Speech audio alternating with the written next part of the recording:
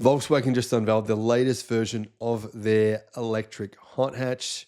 It's the ID.3 GTX. Is it actually any good? Is it worth considering? Well, maybe. Let's have a look at the details, and I'm curious to know what you guys think about it. Hello, my friends. Welcome to the channel.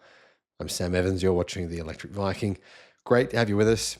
So the Volkswagen ID.3 GTX, this is a car sold in many countries around the world. Volkswagen have just revealed the latest version at the Shanghai Auto Show, and it'll come with the standard and performance trim.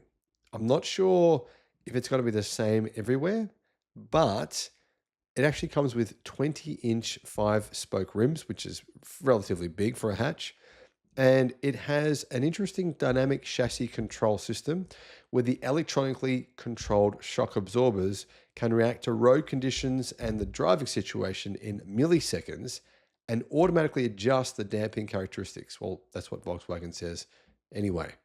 Now in the interior, I think it looks okay. Not amazing, but not bad. You can see red stitching. It's got a 13-inch central control screen, a built-in GTX red theme display interface. A little bit old school if you ask me, but anyway, it also has a flat-bottomed, a 3-spoke steering wheel. I think these steering wheels are actually pretty nice. Power. There's a rear electric motor. It's not all-wheel drive, rear-wheel drive, which I think is good. And it has 282 horsepower for the standard model. The performance model has 322 horsepower. Honestly, not a huge amount of power. I mean, that's about 230 kilowatt, but it's not too bad. 0 to 100 for the standard model is 6 seconds. 0 to 100 for the performance model is 5.6 seconds. To be fair, there's a lot of cars out there in the EV world that are much faster, not even branded as performance electric cars. Anyhow, top speed is 200 kilometers an hour. It comes with a 79 kilowatt NMC battery pack. That's a ternary battery if you're talking Chinese way of speak.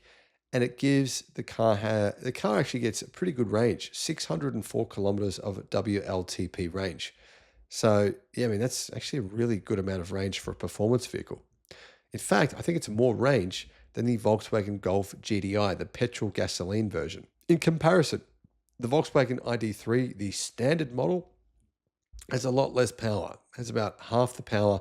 It's got 125 kilowatt, which is 168 horsepower, and it doesn't sell very well. In March, Volkswagen sold 5,000 of these in China, which is a car market of 32 million cars a year. They sold 5,000. So it's not overly popular in China. And in fact, Volkswagen is obviously losing market share. So anyway, they're bringing out cars like this, which are definitely more interesting. I mean, it's unquestionably a hot hatch, I think. When you compare it to legacy automaker internal combustion cars, for sure. I mean, it's faster than a Volkswagen Golf GTI.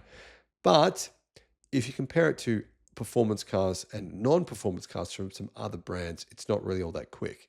I'm still a fan of it though. I think it looks pretty cool. And it really depends on the popularity. I think it depends on how much it costs. What's it going to cost? When's it going to hit the market? Will it, how Volkswagen are with their electric cars, they often take forever to get them to market. So really, we'll find out what the price and specs are. The exact specs and prices are closer to the launch date. But anyway, quick overview of the car. What are your thoughts? Let me know, guys, what your thoughts are in the comments.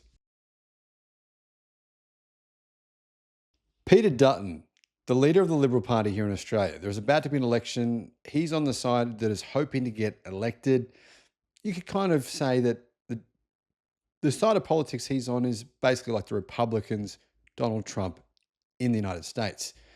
Peter Dutton's come out and he said, you know what? In Australia, we're going to have a vehicle emissions scheme. And it's coming into place this year where manufacturers, if they pollute too much, manufacturers of cars, if they pollute too much, will have to pay fines. Dutton's come out and said that the Toyota RAV4, one of the most popular cars in Australia, will cost $10,000 more as a result of these fines. Now, the irony is, he completely made that up. I mean, you've seen some pretty crazy stuff come from Donald Trump, even if you like the guy. Some people do like him, but even those people have to admit some of the stuff Donald Trump says is completely wrong, and it's just factually incorrect. Now, Peter Dutton appears to believe that following Trump's lead is a good move. But it looks like if you go by what the comment sections on websites are saying, people think what he's doing is insane. And it's equally as insane as his ridiculous idea of building nuclear power plants that would take 15 to 20 years and basically bankrupt the country.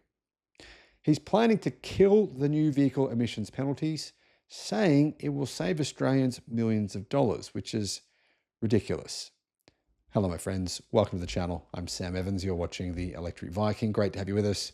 Federal opposition leader Peter Dutton has committed to axing the government's new vehicle efficiency standard penalties for car makers if elected next month. Now, I should point out, Australia has what is considered the worst emissions standards in the world, in the Western world. The media have reported on this hundreds and hundreds of times. We are considered a global laughingstock. In fact, we have the highest polluting cars. Our cars here pollute more than cars in Russia. More than Russia. Seriously, people look at Australia and our emissions from our vehicles and they kind of use us as a barometer of what not to do. The Australian received word from opposition leader, the leader of the Liberal Party, that if elected, the coalition would abolish the fines, basically get rid of this emission scheme, which is desperately needed to fix the pollution we're getting in our cities. And we're breathing in these fumes, which are unquestionably causing cancer. If you don't believe that, have a look at what's happened in Norway. In Norway, the rates of lung cancer have gone down over the past few years as EVs have replaced internal combustion cars. Now, the crazy thing is, you think lung cancer, what are you talking about, Electric Viking? I mean, that's caused by cigarette smoking, isn't it? Well, it's not. Less than 70% of people who get lung cancer have ever even smoked a cigarette in their entire lifetime. So you're seeing health problems being caused by fumes where you live, around your house, right? We will abolish Labor's tax on family cars and utes, saving you thousands when buying a new car, Mr. Dutton wrote on social media, referring to the scheme as a tax. Labor's new car and ute tax will hit families and small businesses with thousands in extra costs. And now he went and said the Toyota RAV4, the most popular family SUV, will cost up to $10,000 more under Labor's tax. And a Ford Ranger could increase in price by $14,400. Now, the reality is that the RAV4, the Toyota RAV4, it actually meets the emission standards. So there won't be a single dollar added to the cost of a RAV4 because of these emission standards. Why Peter Dutton wouldn't fact check himself? He could have easily done that, or whoever the dickhead was that wrote this media statement for him out on social media. They obviously was a big deal for them. Surely they could have actually checked to see if what they were saying was accurate, but they didn't. While the NVES, the emission standards, came into effect on the 1st of January 2025, car makers won't accrue penalties for exceeding CO2 targets until the 1st of July 2025. So how does it work? Well, to be honest, these emission standards are not that stringent. I mean, Europe's emission standards are much more stringent than ours. They're about 50% more stringent. I think they're actually pretty loose standards.